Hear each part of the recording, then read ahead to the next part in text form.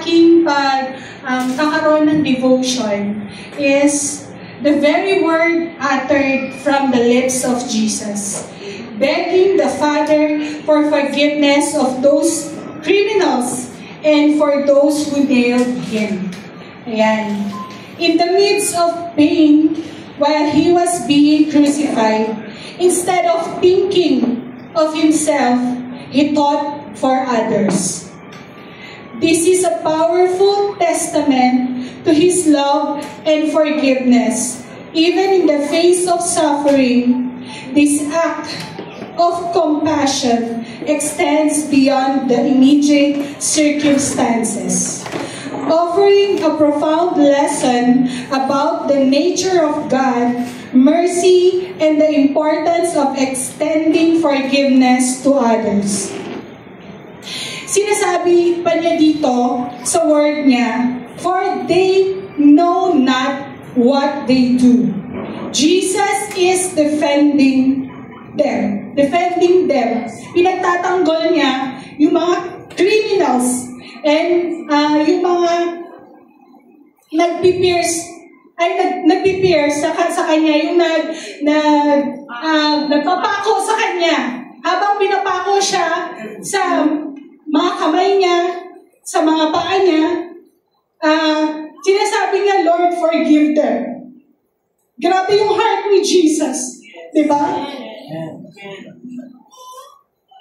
Defending the people who was hurting Him. Sobra po ito. As in, tayo kasi minsan, yung personality natin is mabilis masaktan, and then sa sakit na nararamdaman natin, meron tayong nagagawang hindi maganda. Pero kay Jesus, kahit nasasaktan siya, ang iniisip pa rin niya yung mga taong nanakit sa kanya at yung mga taong sinasaktan siya. Ito ay isang halimbawa kung gaano tayo kamahal ni Jesus. Amen? Sinasabi nga niya dito sa Book of Isaiah, ito po yung verse na nahanap ko na nagsasabi, yung sa Isaiah 53:12. Therefore, I divide him a portion with the great. He shall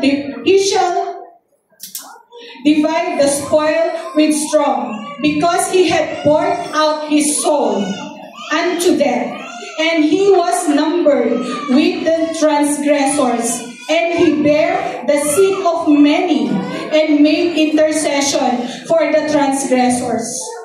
Intercession for the transgressors. He was praying.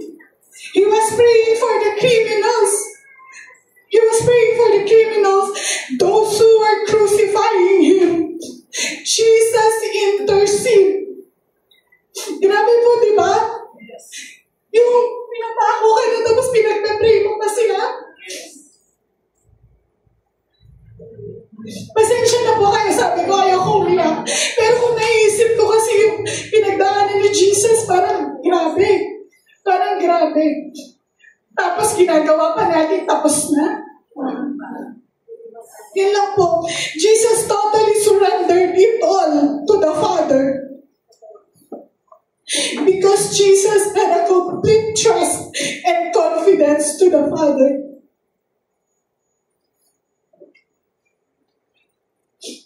Bilang isang Kristiyano, ito po dapat ang lagi nating isapuso at pakatandaan. Yung naging sample natin si Jesus, naging sample siya. Ipinapakita niya dito na gayahin natin siya. Because Jesus is practicing what He preached. And then bilang isang Kristiyano, sometimes tayo kasi if we were in pain, pag nakakaramdam tayo ng mga sakit, kino-question natin si God. Tama ba? Hindi ako exempted.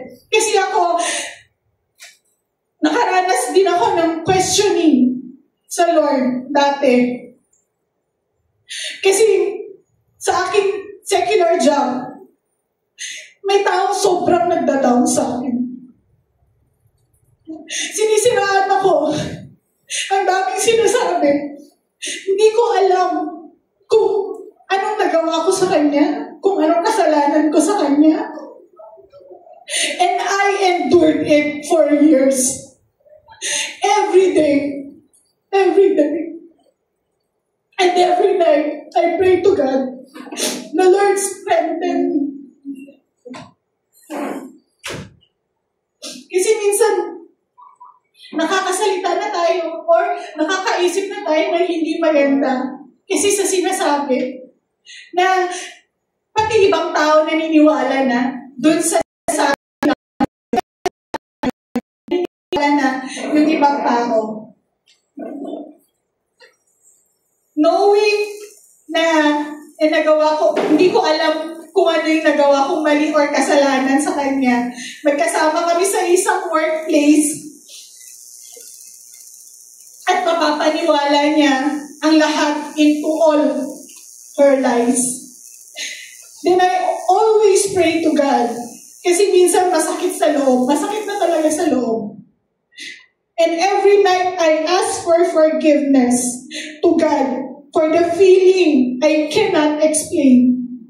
And forgive her also in my prayers.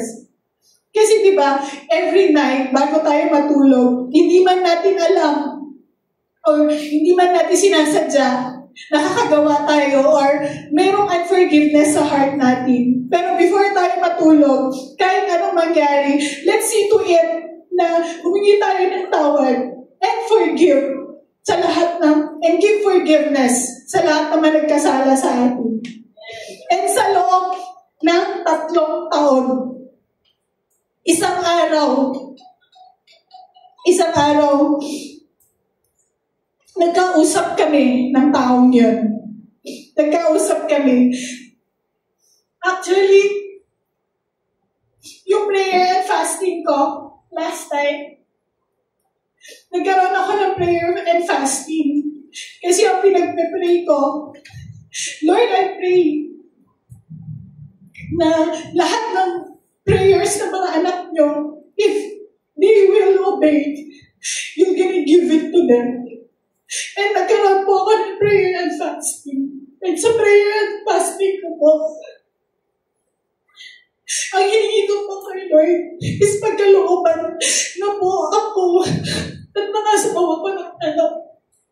Pero hindi po nangyari. Hindi po nangyari. Pero alam niyo po, ang pinakamagandang nangyari is nagkaroon kami ng pag-uusap nitong taong to. Yung prayer and fasting ko pala is sa time na mag-uusap kaming dalawa. Na magkaroon kami ng one-on-one. Kasi sa tao, so for 3 years, grabe. As in, kinimkim ko lahat yun. Sinasabi ko na lang kay Lord lahat. And sabi pa niya na nag-confront kami na he said many things to me. Ang dami po niyang sinabi sa akin. At hindi daw siya hihingi ng tawad sa akin kasi wala naman daw siyang kasalanan sa akin. But still, di ba, ang sakit na tawag nito, na nagkausap kayo, hindi siya humihingi ng tawad sa'yo. Ikaw na alam mo wala kang ginawa sa kanya, ikaw yung humingi ng forgiveness sa kanya para maging maluwag yung kalooban mo. Maging maluwag yung kalooban mo. And humingi ako ng sorry. Kung may mga salita man akong nabitawan sa kanya na hindi niya nagustuhan or hindi niya, kasi ako pala biro akong tao. Pagdating sa work, nakikipagbiroan ako. Pero siguro yung pag-accept niya siguro sa mga biro ko is sineryoso niya siguro. Yun siguro yung tawag nito, yung sama ng loob niya or sakit ng loob niya. Kaya minsan po mga brothers and sisters, dapat po sa ating mga pagsasalita, we must see to it bago po natin bitawan ito. Kung meron bang maging sensitive lang po tayo sa mga sasabihin po natin. Kasi hindi po natin alam yung mga nararamdaman nila, hindi po natin alam yung pinagdadaanan din nila pang-araw-araw. And doon ko po naintindihan at doon ko po nalaman at inintindi na ang dami pala niyang pinagdadaanan sa buhay. Kaya pala siya ganun. And after that,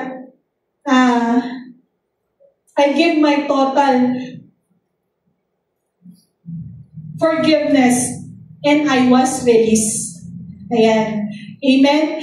Ang sakit na hindi mo alam kung ano yung nagawa mong kasalanan, sinasaktan ka, pero magfo-forgive ka. Pero bilang isang Kristiyano, dapat natin yung gawin kasi ganun ang ginawa ni Jesus. Di ba? Yan. And sabi nga dito sa word ni Jesus, lagi natin tatandaan itong dalawang to. Number 1, if people mistreat you, love them. Mahirap po ba? Yes. Mahirap po ito. Aminin po natin lahat, mahirap po ito. Pero kailangan. Tama? Yan. And number 2, and if people will hate you, forgive them. Yan. Lagi lang po tayo mag-isip ng positive. Lagi lang po natin isipin na hindi naman mahirap mag-forgive. Masakit, pero kailangan. Tama? Yan. And that's all for the word of the Lord. And thank you.